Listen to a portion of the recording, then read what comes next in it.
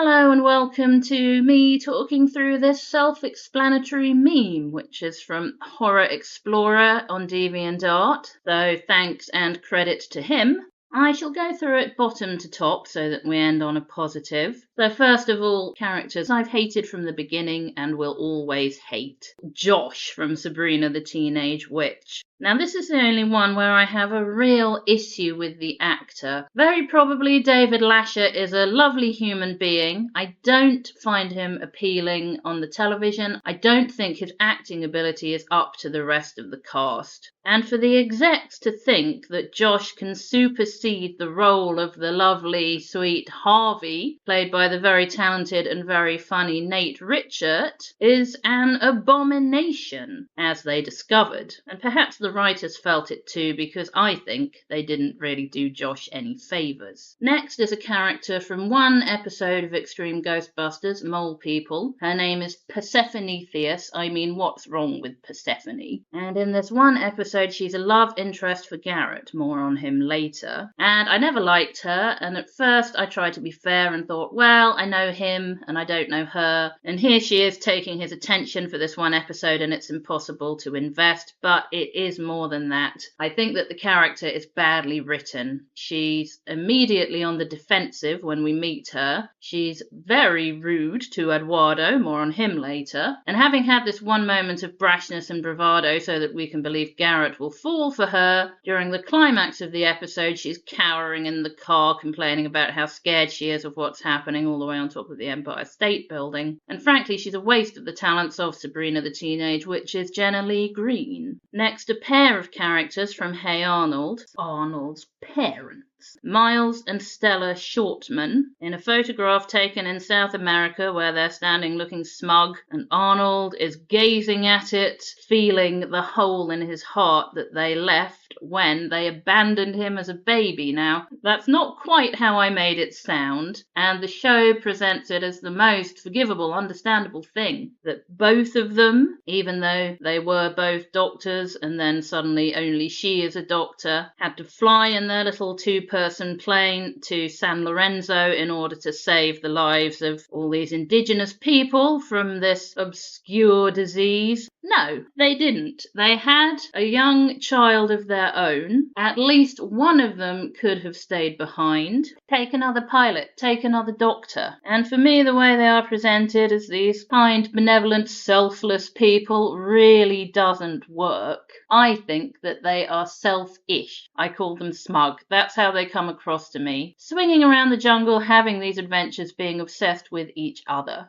Next is a character called Susie, who appears in 2 episodes of Bucky O'Hare, and she is treated carelessly by the writers of those 2 episodes. They don't even manage to include her name, and you had to wait for the DVD-ROM to look at 1 or 2 scripts to find out. And she's supposed to be Willie DeWitt's friend, love interest in the universe or the human world, and all these scripts have her do is nag the balls off him, quite frankly. At times you may wonder why Willie ever wants to leave the Aniverse and carry on with his life in the universe, and she is a reason for that. Then we have Sancho from the Mysterious Cities of Gold. He and Pedro, more on him later, were clearly to me from the beginning an irritating double act. And whilst I have warmed up to Pedro, I have become less and less tolerant of Sancho. All he does is moan and complain, and artistically it works when he and Pedro are being used as a foil to the child protagonists who get along and help each other and give their water ration to the dying indigenous person and all that kind of thing. You're not always meant to like Sancho, though he is one of the protagonists, one of the gang. Well, it is a cartoon in which not everything is clear-cut, black and white, good and bad. But Sancho for me is just the worst, and I remember a moment where I was about to start to like him when he seems concerned about this old man whom he's been carrying around, and I think, oh, Sancho's become concerned, he wants to take the old man with him. And then he says, oh, but then we won't find the way to the cities of gold. I mean, shut up. That's why you were carrying this old man around. All you wanted from him was the gold.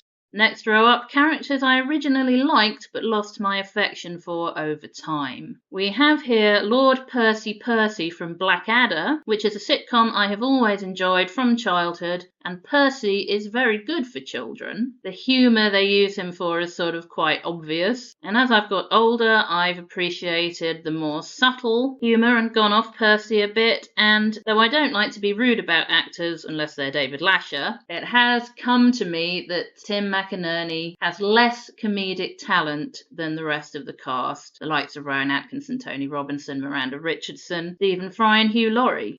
Dr. Von Goosewing from Count Duckula I liked as I liked everybody else in the cartoon. It was a good, fun, sometimes atmospheric 20 minutes or so. And then watching it when I was older, I realised Goosewing isn't really working for me. For one thing, he has nobody to talk to. He's under the impression that he's got this invisible assistant called Heinrich, so he will address comments to Heinrich, and that just doesn't work for me. I find it kind of irritating. Who doesn't recognise Raphael from Teenage Mutant Ninja Turtles? Now, when I was a small child, he was my third favourite, but I didn't dislike him. And then when I got to be an older child, I had a phase of enjoying his snarky personality. Then as an adult, I realised, well, that's all there is to him. And I no longer like a character just to chip in with a joke or a sarcastic comment. And when the show started to become meta, we're on TV, I didn't like that. I don't think it's appropriate for this kind of cartoon. Doubtless hardcore fans would be able to tell me several exceptions, but it seemed to me that 99% of the time it was Raphael making those kind of jokes, and it seemed to me that that was 99% of what he actually did.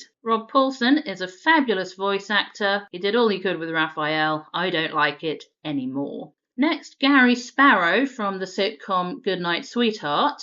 Now, Nicholas Lyndhurst is a brilliant comic actor. And when I was a child, I didn't really think too much about it, and I could accept that he was in love with the two women in the two different time periods, and he kind of had to lie to them, and if he told them the truth, they wouldn't believe him anyway. But as I've got older, I've realised the writers make Gary much worse than they need to. They have him only ever thinking of himself, forgetting to do simple favours, anyone or anything. As soon as it's not in front of him, he forgets all about it. And his so-called friend Ron, who covers for him in the 1990s, who forges his 1940s money and documents, he treats like absolute dog do. So while Lyndhurst does everything possible to make Gary enjoyable to watch, the writers really make it impossible to like him. Here are Trio and the only characters from film, the Gargoyles, although they're not technically gargoyles, they're grotesque statues. Call me pedantic. Victor, Hugo, and Laverne from Disney's The Hunchback of Notre Dame. And originally I liked them in the sense that they were the goofy trio of this particular film, like Scuttle, Sebastian and Flounder, like Lumiere, Cogsworth and Mrs. Potts. Not as good as them, but proportionately to how The Hunchback of Notre Dame is not as good as The Little Mermaid or Beauty and the Beast, if you see what I mean. But actually, no, they're not good allies for Quasimodo. They're wrong about everything. They advise him to go to the Festival of Fools. He's humiliated and all sorts of terrible consequences occur. They advise him to have a crack at Esmeralda. She falls in love with the good-looking, erect man. So when they become inanimate and turn their backs on Quasi because he's had enough, that really doesn't hit the right notes for me. Characters I originally disliked but became endeared to over time. Garrett Miller from Extreme Ghostbusters. Now, as an Extreme Ghostbusters fan who is active in the community, I have kept very quiet about this, and it didn't last long, but I had a phase of not liking Garrett. When the show started, when I'd watched my video a couple of times in the late 90s, when I wasn't in the best place, first world problems at school, at home, I was a very grumpy adolescent, a young teenager, and I was seeing Garrett as kind of a Raphael, but more cheerful, if you see what I mean. Sarcastic, yet optimistic, mentioning his disability, his wheelchair, perhaps slightly more often than was necessary. I found him irritating. And I can't pinpoint when or why I stopped feeling that way. As I said, it didn't last long. And if you've heard any of my Extreme Ghostbusters commentaries, you will almost certainly have heard me praising Jason Marsden for his brilliant performance as Garrett. Any other actor, I still might not like him overmuch. This is Mina Anwar as Constable Maggie Habib from the police sitcom The Thin Blue Line, which I watched as a child. And even though this one's a bit of a cheat because I didn't exactly dislike Maggie, I couldn't really see the point of her not being as funny as the rest of the cast. And I don't mean Mina Anwar isn't funny. When they give her comedic lines, she does make me laugh, and she always did. And I would sort of think, well, why not do that with her more often? This is supposed to be a comedy. Why is she so serious a lot of the time? And then, growing older, I've realised she represents that kind of voice of reason, keeps the show grounded, steers some of the more serious storylines and the serious issues that come up in the plots of the episodes. And I guess I kind of knew that as a child, but I didn't like it. I didn't want that kind of serious stuff and realistic character in this comedy, but now I do. Next is Psy-Crow, one of the antagonists from Earthworm Jim, a cartoon which I've always found very funny in a silly sort of way. Leans very heavily on that meta humour that I don't think is appropriate for Ninja Turtles. And again, I didn't exactly dislike Psy-Crow. I just didn't really get him. The other antagonists, Evil the Cat, Bob the Killer Goldfish, Queen Slug for a butt, Professor Monkey for a head, and Evil Jim. I absolutely understood them. I got the point of them. But Psy-Crow, who doesn't even really look like a crow and wears a spacesuit at all times, just didn't quite gel with me. It was quite enlightening to learn that he was the main antagonist from the computer game. And now, even if who he is, what he wants, is a bit less clear-cut than the others, I don't care. Fleur Dogtanian from The Return of Dogtanian. I used to dislike a little bit. I don't think her design does her any favours. Her mother Juliet doesn't translate well into a child design, whereas her brother Philippe, who looks like Dogtanian, is much less weird looking. But they could have at least given her clothes that fit, couldn't they? And they do use her for crying and complaining and being babyish quite a lot. And when I was only a couple of years older than Fleur was supposed to be, I used to think, oh, come on, little sisters aren't as bad as that. But over the years, as my age has got further and further away from Fleur's, I think, well, okay, she's just a young kid. She works well as part of the show, as part of the Dogtanian family, and I care much more about the kidnapping storyline than I ever used to. Then we have Pedro from the Mysterious Cities of Gold. And the first couple of times I watched it, I thought he was just another Sancho. They were an identical pair, contrasting in looks but identical in personality. But then I started to see that there was a bit more to Pedro than to Sancho. For instance, Pedro is genuinely claustrophobic, and when he's saying he doesn't want to go into the cave because he doesn't like being closed in, I believe him, and I feel that Sancho is just copying. And he does seem to care a bit more about people than Sancho does and sticks up for the children once or twice.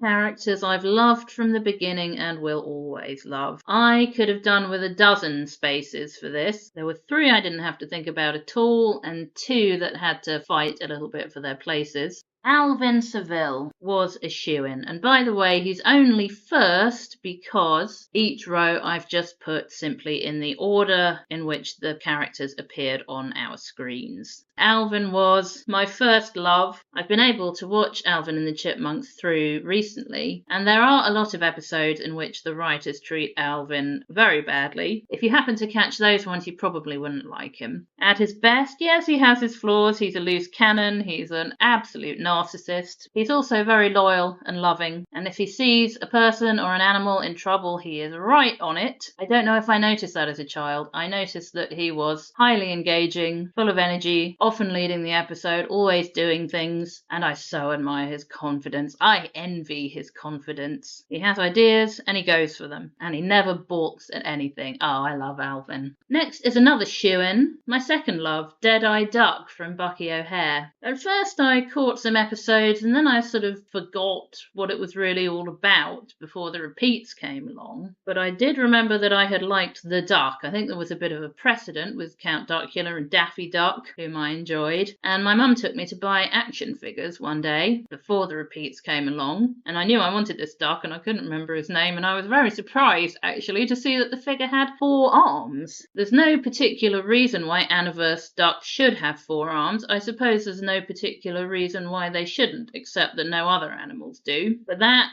and the eye patch, and the whole space pirate thing are attention grabbing, and Deadeye 2 is a bit of a loose cannon and very engaging for a child. He's got more of an edge to him than the other protagonists, but also, if one can't help warming to him, it's probably got a lot to do with Willie DeWitt, whom I mentioned earlier, the child protagonist from our world, our perspective, our grounding in the Aniverse, and the strength of Deadeye's affection for Willie really comes over for me. Helga Pataki from Hey Arnold is one of the ones who had to fight in my brain for her place, and there may have been some recency effect influencing my decision, because I didn't watch Hey Arnold for a long time and then came back to it and was reminded how brilliant Francesca Smith's performance as Helga was. Really quite extraordinary, and really helped to shape the character, although there was a foundation that had been laid by Lisa Groening, creator Craig Bartlett's then wife. That's what she had to do with this one, as well as The Simpsons. That Helga should be more than just the girl bully at school, that she should be secretly in love with Arnold. And there's so much to her. How she feels about Arnold, her relationship with her own family, possibly the loosest canon of all, and I agree with Francesca Smith that in any future for Helga, it would be much the best thing to see her more grounded. There are a lot of episodes of Hey Arnold, and she too can be badly treated by, shall I say writers, or shall I say a writer, creator Craig Bartlett, who can never really get away from the bully thing as the character does.